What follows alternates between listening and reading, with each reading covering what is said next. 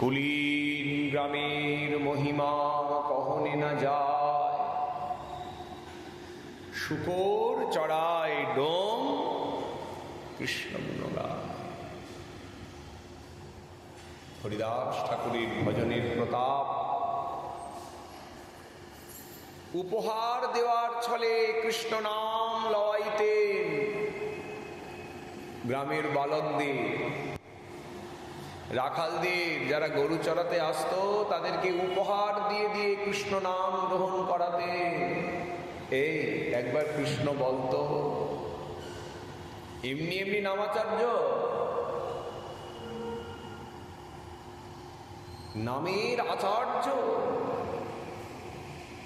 আর কেউ নামের আচার্য হবে না, প্রভু ঠাকুর শ্রী হরিদাস।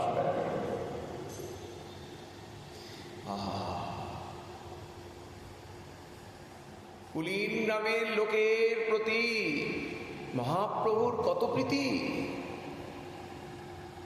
কুলীন গ্রামের বাসি যে কুকুর, সেই মোর প্রিয় অন্যের হেতু। সত্যরাজ খাঁ, গুণরাজ খাঁ যখন রথযাত্রায় উপস্থিত হলেন শ্রীধাম শ্রীক্ষেত্রে, মহাপ্রভু কুলীন গ্রামের মহিমা সব ভক্তদের বললেন। কুলীন গ্রামের কুকুরও আমার বড় প্রিয়। আহা, কেন বললেন এত বড় কথা? হরিদাস ঠাকুরের ভজনস্থলী। হরিদাস ঠাকুর কৃপা করেছেন কুলীন গ্রামকে, কুলীন গ্রামবাসীকে। সত্যরাজ গুণরাজ খাঁয়ের প্রতিও মহাপ্রভুর কত কৃপা। শ্রীকৃষ্ণ কীর্তন যেখানে ভক্তরাজ খাঁ লিখেছেন, নন্দের নন্দন কৃষ্ণ মোর প্রাণনাথ, সেই বাক্যে বিকাইলু তোমাহাত। মহাপ্রভু বললেন, তোমরা যে লিখেছ নন্দের নন্দন কৃষ্ণ মোর প্রাণনাথ, এই যে বাক্যে তোমাদের হাতে আমি বিক্রি হয়ে গেলাম। এত প্রিয় মহাপ্রভু। কুলীন গ্রামের কি মহিমা, অপার মহিমা। তার মূলে ঠাকুর হরিদাস। রঘুনাথ দাস গোস্বামী চরণ, তিনি গৌর লীলা এবং শ্রীকৃষ্ণ লীলা, ব্রজলীলা, গৌর লীলার অবধি স্বরূপ, রাগানুগা মার্গের আচার্য স্বরূপ।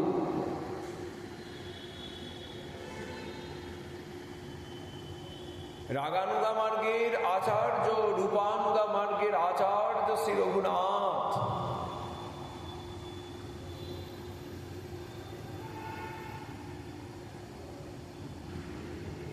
এমনি এমনি প্রভু গুঞ্জামালা সেবা দিয়েছেন।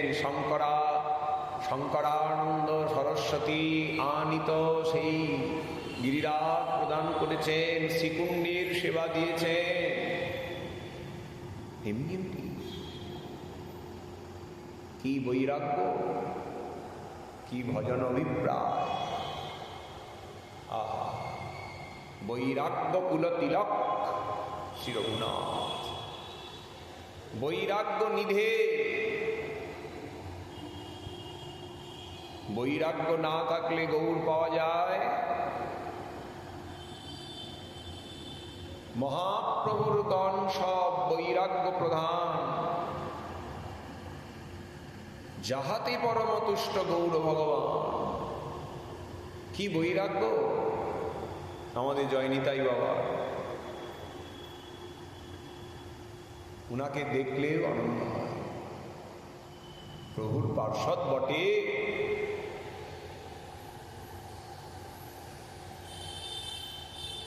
না হলে বৈরাগ্য হয়?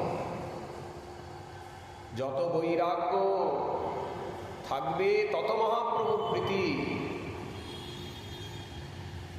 ভালো না খাইবে, ভালো না পরিবে, অমানি মানদ হইয়া কৃষ্ণ নাম লবে। গ্রাম্য কথা না বলিবে, গ্রাম্য কথা না শুনিবে, রাধা কৃষ্ণ সেবা ব্রজে মানুষে করিবে, এই তো প্রভুর উপদেশ।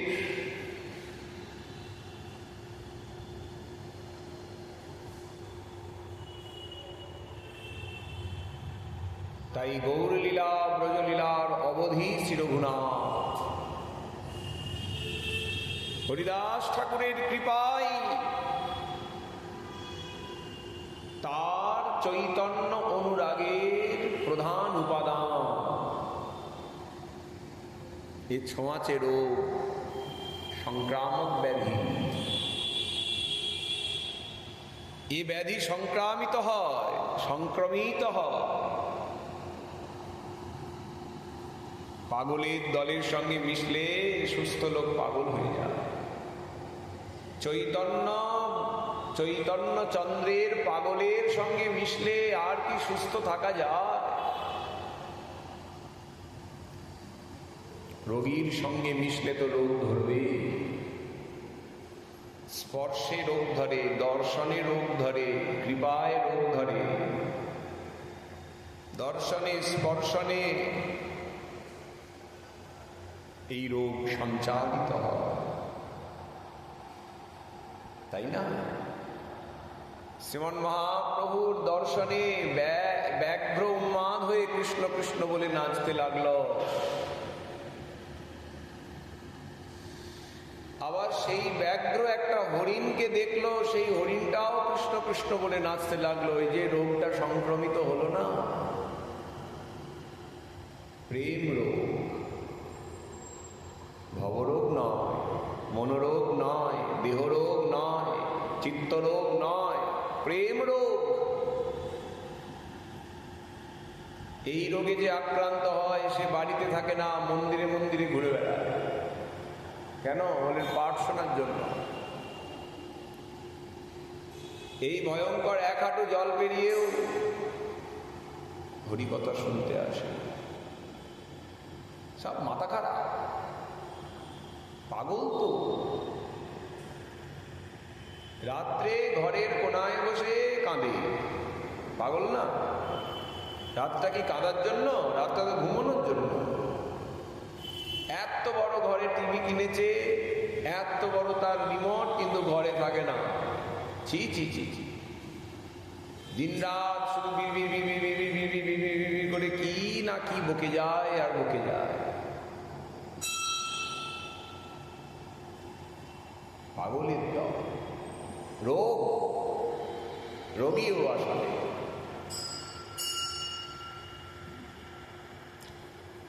এ রোগ যে ধরেছে সে পাড়ায় আড্ডা দেয় না। দেখো, আনসোশাল, সবার সঙ্গে মেশেও না, কিছুই না। পাগল একটা, পাগল না ছাগল। একা থাকে, একা ঘুরে, কারোর সঙ্গে কথা বলে না, কারোর সঙ্গে সম্বন্ধ রাখে না। এ কি?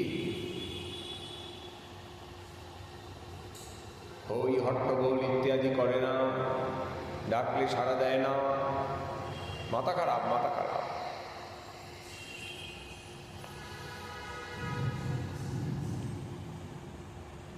পাগলের সঙ্গে মিশলে পাগল তো হবেই।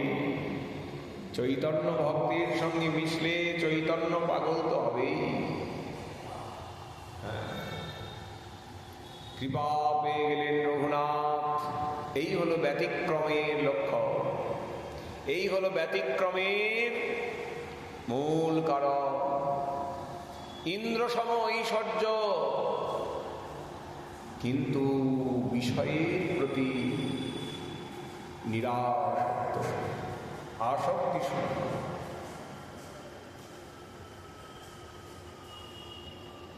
মহাপ্রভুকে দর্শনের বড় ইচ্ছা, কিন্তু প্রভু সন্ন্যাস গ্রহণ করে কাটোয়ায় তিনি এইবার বৃন্দাবনের উদ্দেশ্যে রওনা দেবে। নিতাই চাঁদ পথভ্রান্ত করে নিয়ে এলেন শান্তিপুর। মায়ের সঙ্গে সাক্ষাৎ হলো। শুধু তাই নয়, মায়ের সঙ্গে সাক্ষাৎ হলো, শুধু তাই নয়, রঘুনাথ জানতে পারলেন যে প্রভু শান্তিপুরে এসেছেন। হরিবলা বদন খানি কি আর একবার দেখব না? হরিবলা রসের বদন কি একবার দেখতে পাবো না? ছুটলে শান্তিপুর। 5-7 দিন শান্তিপুরের রঙ্গ দেখে চৈতন্য পাগল হয়ে মহাপ্রভুর অবরামৃত পেয়ে তার যেটুকু বিষয় অনুরাগ আদি ছিল সেটুকু বহুদূরে নিক্ষেপিত হল, রইল না। মহাপ্রভু ফিরিয়ে দিলেন, ঘরে ফিরিয়ে দিলেন। সঙ্গে নিয়ে গেলেন না এত ইচ্ছা সত্ত্বেও। আর সপার্ষদে প্রভু চললেন শ্রীধাম শ্রীক্ষেত্র। এদিকে ঘরে ফিরে আর্তনাদ করে, ছটপট করে, বাড়ি ছেড়ে পালাতে চায়, নীলাচলের উদ্দেশ্যে যেতে চায়। রঘুনাথকে বেঁধে রাখলেন পিতা, 11 জন পাইক দিয়ে বেঁধে রাখলেন, নজরবন্দি করে রাখলেন। ইন্দ্রের সভা